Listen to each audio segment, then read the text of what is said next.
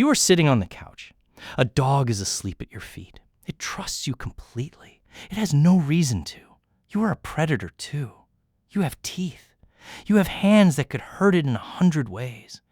And yet it sleeps, belly up, in the most vulnerable position an animal can choose. You have been told this happened because ancient humans tamed wolves. You have been told it was slow, deliberate, careful. That is not what happened. The real story is stranger, and it did not start with a human at all. It started with the wolves. Picture a hunting camp 40,000 years ago. Fire cracks in the center. Bones are stripped and thrown into the dark beyond the light. Somewhere out there, eyes are watching. Not human eyes, wolf eyes. Hungry, careful, calculating. Most wolves in that pack will never approach. The scent of a human is the scent of danger, and their instinct screams at them to stay back. But a few wolves feel something different. Their fear response is just slightly weaker. Their curiosity is just slightly stronger. And so they creep a little closer to the firelight than the others dare. This is where the story actually begins. Not with a person deciding to raise a wolf pup. With a wolf's own nervous system deciding the risk was worth it. Here is the part almost nobody knows. Humans did not select wolves for friendliness. Wolves selected themselves. The boldest, calmest individuals in any wolf population kept coming back to the trash piles at the edge of camp. Generation after generation, the wolves who could tolerate human presence without panicking ate more, survived more, and had more pups. The wolves who fled at the first whiff of smoke stayed hungry and stayed wild. Over centuries, without a single human ever choosing a mate for a wolf, the population near people started changing. Not because anyone bred them, because their own biology filtered them. This idea has a name: self-domestication. And the strangest confirmation of it did not come from wolves at all. It came from foxes in a freezing research station in Siberia. In 1959, a geneticist named Dmitry Belyaev began an experiment that would run for decades. He took silver foxes, wild and skittish animals, and bred only the calmest individuals from each generation. Nothing else, just calmness. No selection for appearance, no selection for size. Just which fox tolerates a human hand near its cage without lunging or screaming? Within a few generations, something happened that Belyaev did not expect. The foxes did not just become calmer. Their ears started to flop. Their tails started to curl. Their coats grew patches of white. Some developed shorter snouts and rounder faces. Traits nobody was selecting for started appearing on their own as side effects of selecting for one single thing: a lowered fear response, wired deep into the biology of the animal. Sit with that for a second. A floppy ear and a curled tail are not separate decisions. They come bundled with tameness itself because they all trace back to the same developmental pathway in the embryo tied to how stress hormones are produced. Calm the fear, and the body softens along with it.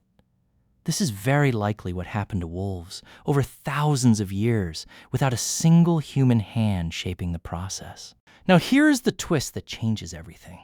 If wolves tamed themselves near human camps, then what were early humans doing? Almost nothing. That is the counterintuitive part.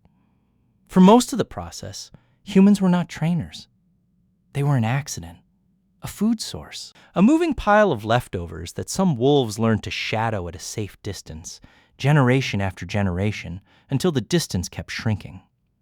The anthropologist Shipman has argued that this relationship might explain something even bigger than dogs. She has suggested that the alliance between humans and wolves may have given early Homo sapiens a hunting advantage so significant that it helped push Neanderthals toward extinction.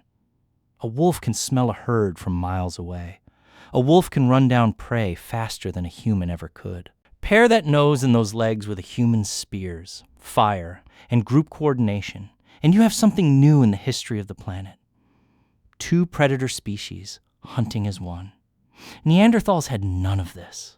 They hunted alone, species against prey, the way predators always had. Humans, if Shipman is right, had already recruited a second predator to their side. That is not domestication in the way you were taught. That is an alliance between two hunters, built one cautious approach at a time, by animals that chose each other. The evidence for exactly when this happened is still debated. Geneticist Robert Wayne, working with ancient DNA, has traced the split between wolves and the ancestors of dogs back tens of thousands of years, long before agriculture, long before permanent settlements, long before humans domesticated a single plant or grazing animal. This did not happen because farmers wanted herding help. It happened deep in the Ice Age, among hunter-gatherers who had not yet built a single fixed home. The dog may be the oldest thing humans ever made, and they barely made it at all. So why does this matter to you, right now, on your couch, with a dog breathing slowly at your feet? Because you are looking at 40,000 years of one trait being rewarded above every other. Not speed, not strength, not size. Calmness around a dangerous, unpredictable animal that could have killed it. Every wolf that flinched too hard, ran too far, or bit too fast left no descendants near your ancestors' fires. Every wolf that could stay soft in the presence of something frightening got to eat and got to breed. You are looking at the living result of the single longest experiment in trust that has ever been run on Earth, and neither species fully volunteered for it. It simply rewarded itself, one calm heartbeat at a time. There is something else in this story, something that reaches past the dog and back toward you. Human beings went through a version of this too. Compared to other primates, human faces are softer, human canine teeth are smaller, human aggression toward in-group members is lower than almost any other great ape. Some researchers, including those studying what is now called the self-domestication hypothesis in human evolution, believe our own species went through a similar filtering.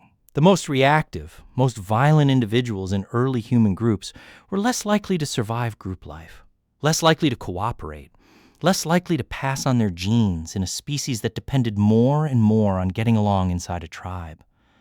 You may be sitting there with a domesticated wolf at your feet because you, yourself, are, in a very real sense, a domesticated ape, selected generation after generation for the same quiet trait, tolerance.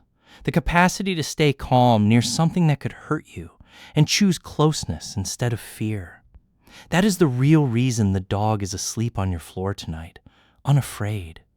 It is not because a human once sat down and trained the wildness out of a wolf. It is because a wolf, 40,000 years ago, felt a flicker of curiosity where its packmates felt only fear, and it crept one step closer to your fire than instinct told it to.